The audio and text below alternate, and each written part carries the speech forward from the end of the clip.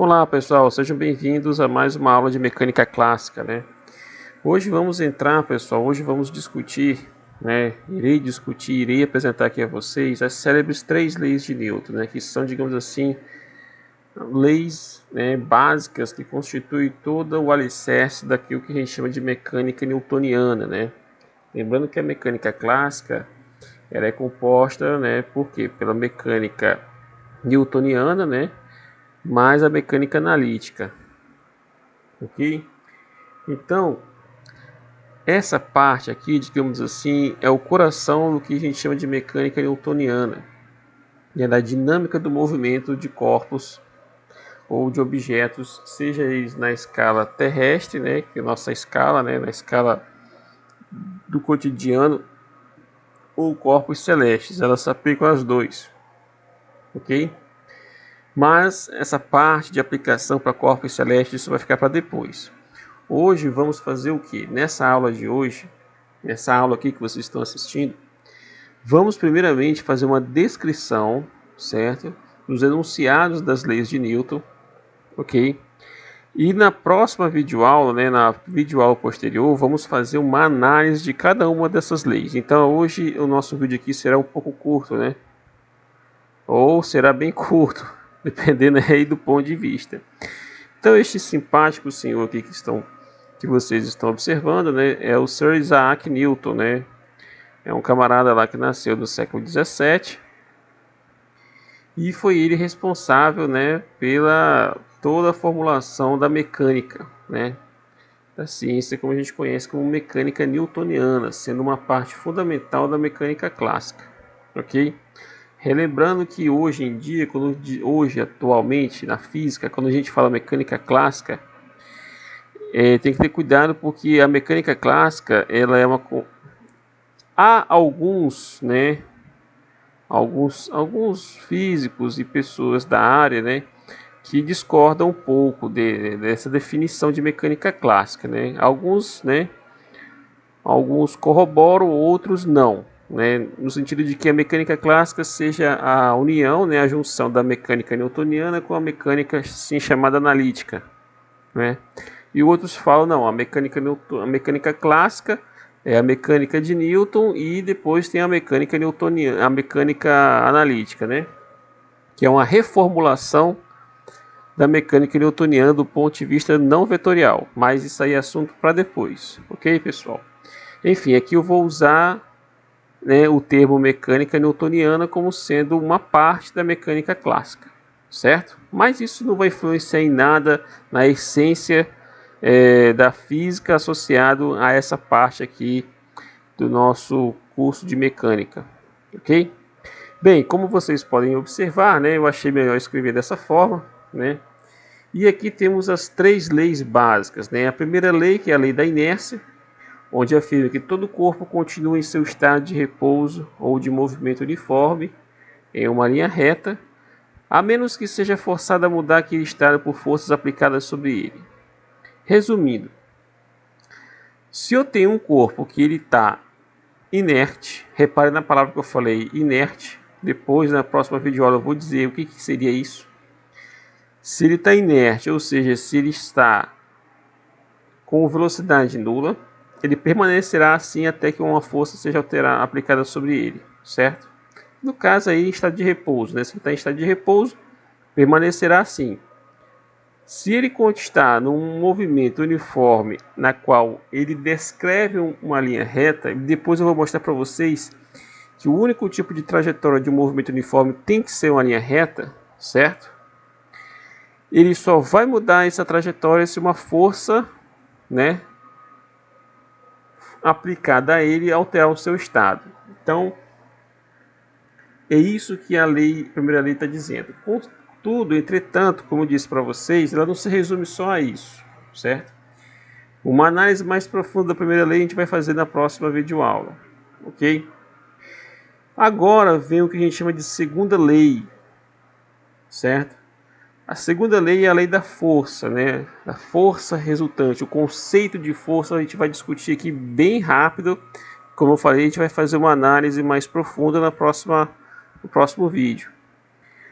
Que aí diz o seguinte: A mudança de movimento é proporcional à força motora imprimida e é produzida na direção de linha reta na qual aquela força é aplicada.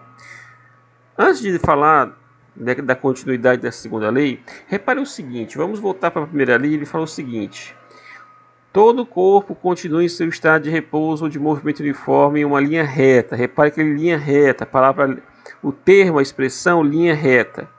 Aí agora na segunda lei ele fala assim: a mudança de movimento é proporcional à força motor imprimida. Essa termo força motor imprimida, na verdade, a gente vai chamar de força resultante, ou simplesmente resultante. E é produzida na direção, mais uma vez, o termo linha reta aparece aqui, a expressão na qual aquela força é aplicada, certo? Linha reta, uma expressão linha reta. Tanto na primeira quanto na segunda lei, vocês observam essas duas palavras, linha reta, ok?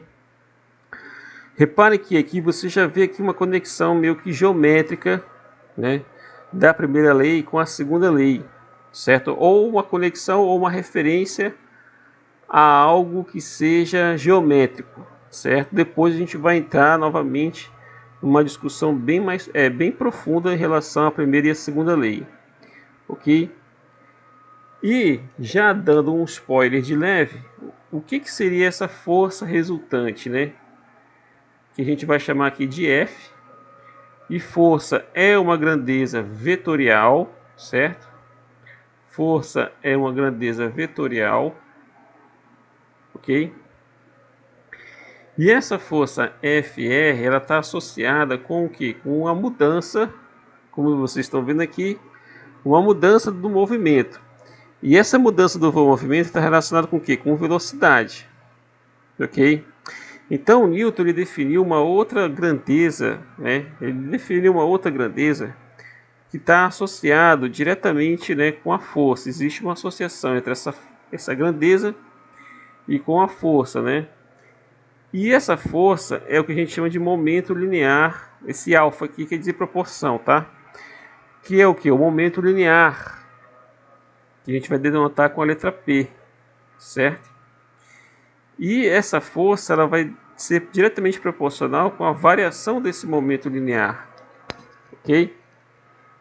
Lembrando que aqui a gente só está fazendo uma análise bem mais, como se diz, superficial por enquanto. Então, essa força resultante ela vai ser uma variação do momento linear, uma vez que o momento linear P, isso aqui é uma grandeza chamada momento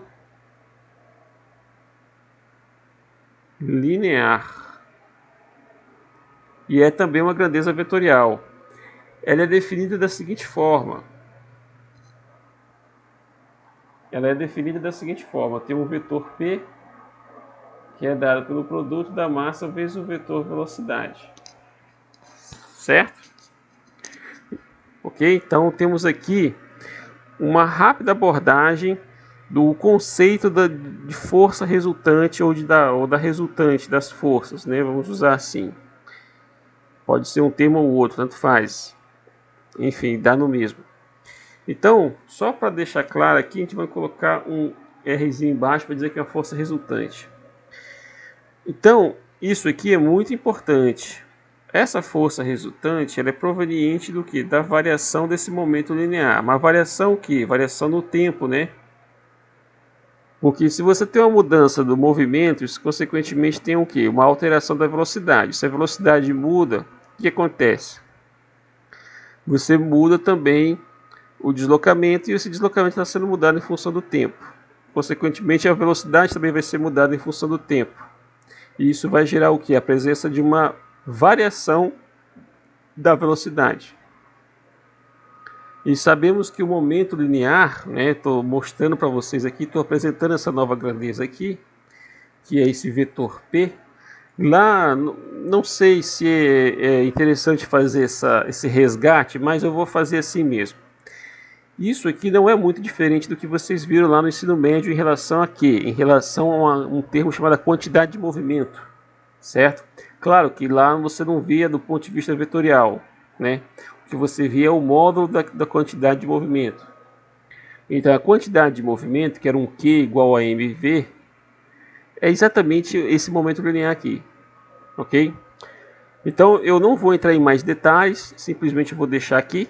E na próxima videoaula a gente vai fazer uma análise mais profunda em relação como se dá, né, essa força resultante e como que a gente expressa ela em função de parâmetros já conhecidos, ok? E por fim, pessoal, temos aqui a terceira lei de Newton, né? Opa! E por fim, temos aqui a terceira lei de Newton. A terceira lei de Newton diz o quê? Na verdade, é o que a gente conhece como lei da ação e reação, né? A toda ação há sempre uma reação oposta de igual intensidade, certo? Logo, as ações mútuas de dois corpos, um sobre o outro, são sempre iguais e dirigidas em sentidos opostos. Traduzindo, o que ele está dando aqui é o que? Não há reação sem ação. Não existe efeito, né? Não há reação sem ação, ou seja, não existe efeito sem causa. Efeito sem causa. Relação de causa e efeito, primeiro você ter um efeito, você tem que ter uma causa. Isso em termos, digamos assim, de uma lógica matemática, isso chama-se um binário.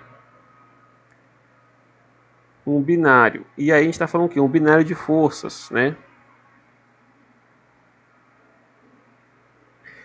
Esse binário de forças, ele é algo, digamos assim, existente, né? É algo que você verifica do ponto de vista prático, né? É algo intuitivo. Por exemplo, se você empurra uma parede, obviamente a superfície daquela parede ela vai, digamos assim, exercer uma força contrária, né, a que você está exercendo sobre ela, ok? Por exemplo, lutas de boxe, né? Muito se questionou no passado, né? Quando você começa a assistir as lutas e tal, por que se usa luvas, né? Para proteger não só o adversário, né? Proteger os lutadores, né? Por também para quê? Para proteger a mão dos lutadores, o punho dos lutadores, né? Porque quando no caso quando o lutador, um dos lutadores acerta o rosto de outro lutador ou outra parte do corpo, o corpo, né, ele gera uma reação contrária né, contrária ao sentido, né, da qual o lutador desferiu o golpe no adversário, né? E isso pode gravemente quebrar o punho do lutador. Por isso que eles têm que usar fazer um enfaixamento dos punhos, né, e das mãos, né, e também colocar o que a luva, né? A luva é mais para evitar que o rosto dos lutadores, né, as faces dos lutadores sejam, digamos assim, muito castigadas, né, com os golpes. Mas enfim, o fato de você ter no boxe a presença da luva ou qualquer outra luta, né, ou qualquer outro esporte, por exemplo, MMA ou UFC, né, esses esportes, né, onde você tem artes marciais, um conjunto, né, de lutas, né, você verifica uma proteção, né, você tem que ter proteção nas mãos, né, e também ter uma proteção no rosto, né, que eles passam certo óleo para que haja digamos assim, uma suavização do impacto, né, dos golpes, ok? Bem, pessoal, então o que eu posso dizer aqui nessa terceira lei que a princípio tem para cada reação, para cada ação existe uma reação e você não pode separar digamos assim, o efeito, né, o efeito em relação à questão da ação, né, e da reação, né? Não existe uma ação sozinha sem uma reação. A mesma coisa, não existe um efeito sem causa, né? Você tem que ter, digamos assim, um par de forças, né? Um par de interações. Ok? E esse par de interações a gente representa da seguinte forma, ó. Se eu tenho uma força resultante F, eu vou ter uma força, né, contrária. O módulo dessa força ela vai ser o mesmo módulo, porém em sentidos contrários, né? Se eu tenho uma força, vou colocar aqui, ó, a força resultante, a gente já sabe que é uma força resultante. Se eu tenho um FA, eu vou dizer que ele tem o mesmo módulo de FB. Contudo, em termos de análise vetorial, FA não é igual a FB, é diferente, certo? As forças são diferentes, os vetores, forças FA e FB são diferentes, ok? Certo, pessoal? Então a gente termina essa parte aqui de descrição de leis de Newton. Foi bem curta a nossa aula, nesse vídeo, porque a ideia é trazer os enunciados.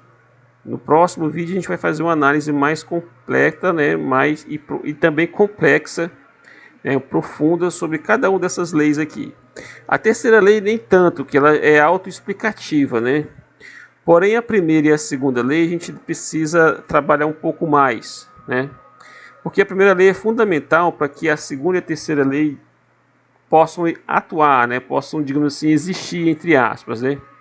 Porque a primeira lei de Newton ela estabelece uma coisa chamada referencial inercial, que é a base de onde você pode aplicar as leis de Newton, certo? Ou a dinâmica do movimento. Toda a parte da mecânica newtoniana ela só funciona quando você está no referencial inercial, e a primeira lei de Newton ela vai definir exatamente o que é o referencial inercial e como se identificar e como caracterizar um referencial inercial, para que depois a segunda lei possa ser aplicada. Ok, pessoal? Então vou terminar por aqui, fechar esse vídeo. Esse vídeo foi bem curto, né? Essa videoaula foi curta, né? Espero que não tenha estendido muito tempo. E aí vamos fazer uma análise mais profunda na próxima videoaula. Um abraço a todos e até mais.